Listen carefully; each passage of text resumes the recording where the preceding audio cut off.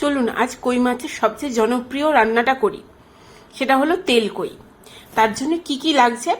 লাগছে প্রথমেই কই মাছ, সেটাকে আমি নুন হলুদ দিয়ে ম্যারিনেট করে রেখেছি। একটা বড় সাইজের পেঁয়াজ বাটা, একটা টমেটোর পিউরি, এটা মিক্সিতে আমি ঘুরিয়ে রেখেছি। আর লাগছে একটা মশলা, যার মধ্যে আছে জিরে, আদা, মৌরি আর শুকনো লঙ্কা, সেটাকে আমি আধ ঘন্টা জলে ভিজিয়ে রেখেছি। এরপর ফ্রাইং প্যানে তেল ভালো করে গরম হবার পর আমি মাছগুলো একে একে ছেড়ে দেব। আমরা সবাই জানি যে কই মাছ যেহেতু জিওল মাছ বা জ্যাওলা মাছ, যার জন্য এটা একটু পিচ্ছিল টাইপের হয়। তার জন্য সব মাছের থেকে এর জন্য আলাদা কিছু নিয়মাবলী আছে।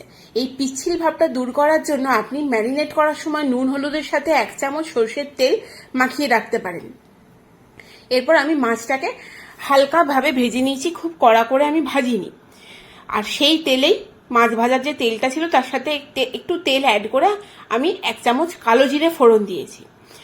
কালো জিরেটা ফোড়ন দেবার পর ওই যে একটা পেঁয়াজ আমি বেটে রেখেছিলাম, সেই পেঁয়াজ বাটাটা তেলের মধ্যে দিয়ে দিলাম। 1 মিনিট নাড়াচাড়া করার পর জিরে, আদা, মৌরি, শুকনো লঙ্কার যে পেস্টটা, সেটাও আমি ওই মশলার মধ্যে দিয়ে পরে ভালো করে কষিয়ে নেব। এবং কষাবেন ততক্ষণ যতক্ষণ না তেল ছেড়ে আসছে।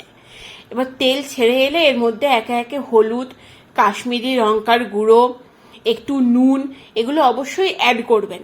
অ্যাড করার পর আপনি আবার সমস্ত মশলাগুলোকে ভালো করে মিশিয়ে নেবেন। রান্নার মূল বিষয়বস্তু কিন্তু এই মশলা কষানোর মধ্যেই থাকে। আপনি যত সময় ধরে মশলাকে কষাবেন, আপনার রান্না তত ভালো হবে।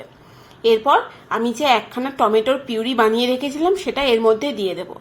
এবং টমেটোটাকেও ততক্ষণ অবধি আমি কষিয়ে নেব যতক্ষণ না টমেটোর কাঁচা ভাবটা দূর হয়ে যায় এবং মশলার সাথে ভালো করে টমেটোটা মিশে যায়। আবার মশলা থেকে তেল ছেড়ে এসেছে। আমি ওদিকে গরম জল বসিয়ে রেখেছিলাম। সেই গরম জলটা আমি মশলার মধ্যে, আপনি যেরকম গ্রেভি পছন্দ করবেন সেই অনুযায়ী জলটা অ্যাড করবেন। তারপর জলটা অ্যাড করার পর যখন ফুটে আসবে, তখন মাছগুলো একে একে ছেড়ে দিন।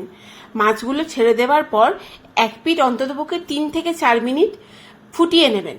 ফোটানো হয়ে যাবার পর তারপর উল্টো পিঠটা উল্টে দেবেন।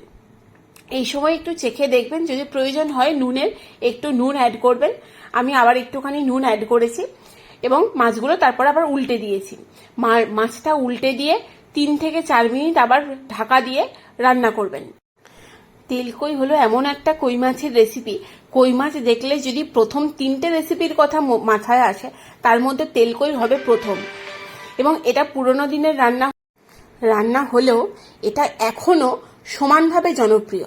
এরপর আপনার গ্রেভি ফুটে এলে তখন লাস্টে একটুখানি গরম মশলা ছড়িয়ে দেবেন।